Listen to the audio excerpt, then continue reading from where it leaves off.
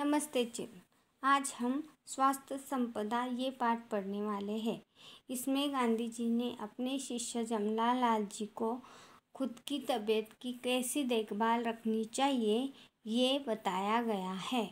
तो इसमें उन्होंने अब तक ये बताया है कि अपनी शरीर को अच्छा रखने के लिए, तंदुरुस्त रखने के लिए क्या क्या खाना चाहिए और क्या क्या नहीं खाना चाहिए। तो अब आगे वाला पार्ट हम पढ़ते हैं। जैतून के तेल की जगह मक्खन लेते हो यह ठीक है। मक्खन में जो विटामिन होते हैं वे जैतून के तेल में नहीं होते। साग में हरी सब्जी होनी चाहिए। आलू वगैरह लगभग रोटी का स्थान लेते हैं। इनमें स्टार्च होता है। तुमको स्टार्च की कम से कम ज़रूरत है और जितनी होगी वह गेहूँ से पूरी हो जाएगी। मक्खन दूध काफ़ी है। इसके घटाने बढ़ाने का आधार वज़न के ऊपर है। वज़न के स्थिर हो जाने तक और हजम होता रहे तब तक मक्खन की और दूध अथवा दूध की या दोनों की मात्रा बढ़ाते जाना चाहिए। तो अब गांधी जी जमनालाल जी को कहते हैं कि जैतून का तेल मत लो क्योंकि उसमें विटामिन नहीं होते हुए वो शरीर के लिए हानिकारक ही होता है। इसकी वजह तू क्या ले, मक्खन ले क्योंकि उसमें विटामिन होता है।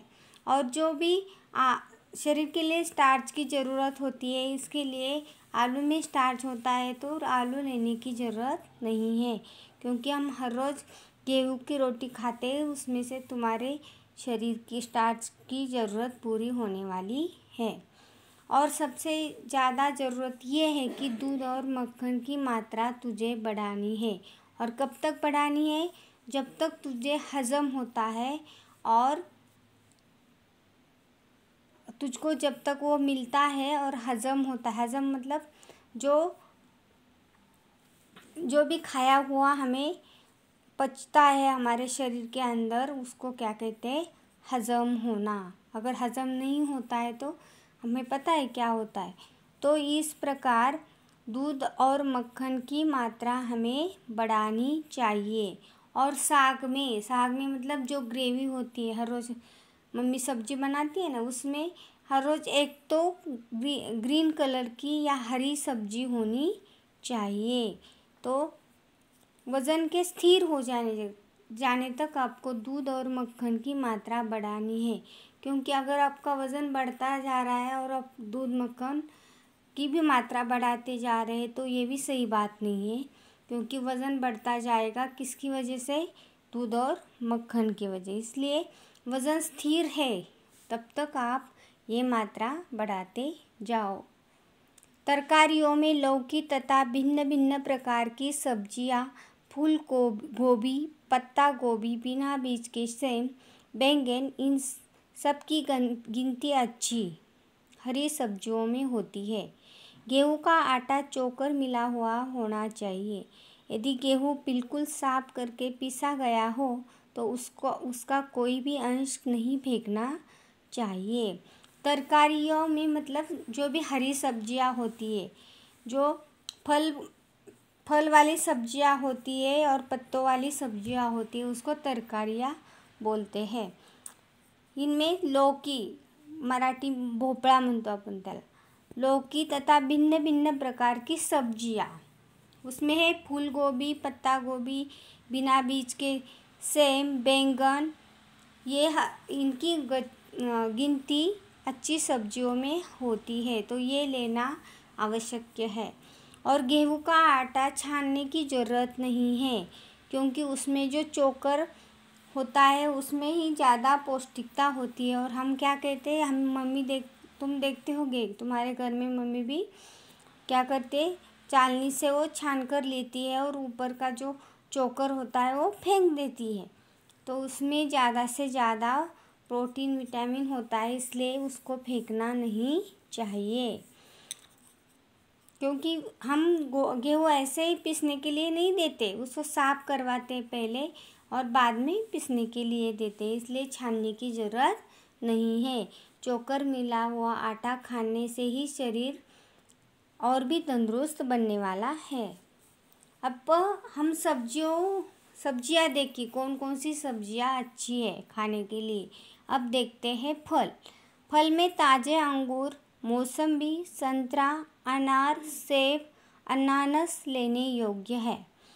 जो ये सब फल कैसे महंगे हैं, लेकिन जब भी हम बीमार होते हैं तो संतरा का जूस, मौसम्बी का जूस हम लेते हैं। अनार, अनानास, ये फल कैसे हैं, तबीयत जल्दी से जल्दी ठीक करने में मदद करते हैं।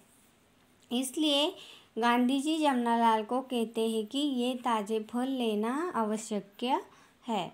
आजकल तो जो प्रयोग अमेरिका में हो रहे हैं उससे मालूम होता है कि एक ही साथ बहुत सी चीज़ें नहीं मिला देनी चाहिए। फल अकेले ही खाने से उसके गुण बढ़ते। भूखे पेट खाना तो सर्वोत्तम है। अंग्रेजी में कहावत भी है कि सुबह का फल सोना है और दोपहर का चांदी है। इसलिए पहला खाना अकेले फल का होना चाहिए। तो गांधी जी जमनालाल को समझा रहे हैं कि फल कब लेना है और कौन कौन से लेने हैं। अगर फल हम सुबह खाते तो वो उसके गुण सोने जितने होते हैं और दोपहर को खाते हैं तो चांदी इतने होते। इसका मतलब अकेले जब हमारे पेट में कुछ भी खाया नहीं होता सुबह, तब हमें फल खाना चाहिए। और जो हम फल में दूध मिलाकर पीते हैं, जूस बनाकर पीते हैं, ये नहीं करना चाहिए, क्योंकि एक से ज़्यादा दो चीज़ें एक साथ मिला देगी तो उसका वो शरीर के लिए अच्छा नहीं होता है। क्या तुम सुबह गर्म पानी पीते हो? सुबह गर्म पानी पियो तो हर्ज नहीं। तुमको 24 घंटे खुली हवा में रहने की इजाज़त मिल सकती हो तो लेनी चाहिए।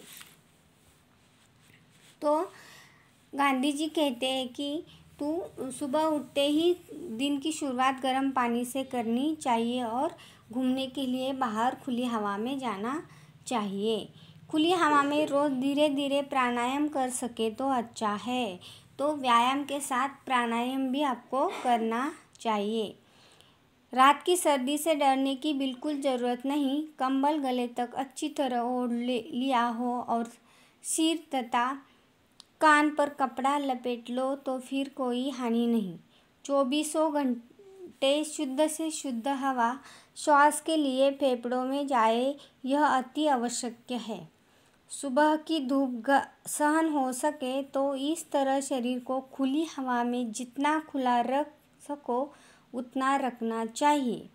तो गांधी जी कह रहे हैं कि सुबह जल्दी उठना चाहिए, गर्म पानी से दिन की शुरुआत करनी चाहिए, घूमने फिरने के लिए बाहर जाना चाहिए और खुली हवा में प्राणायाम व्यायाम करना चाहिए। और रात में सर्दी मतलब ठंड से डरने की ज़रूरत नहीं है, क्योंकि कंबल मतलब ब्लैंकेट बनता है, उसको गले तक ओढ़कर सो जाए और कान पर कौन सी तो टोपी पहने या कुछ तो कपड़ा लपेट लिया तो हमें ठंडी नहीं लगेगी। और 24 घंटे शुद्ध से शुद्ध हवा श्वास के लिए फेफड़ों में जाए, ये अति आवश्यक है। देखो, हम खुली हवा में घूमने नहीं जाते, घर में बैठे रहते हैं।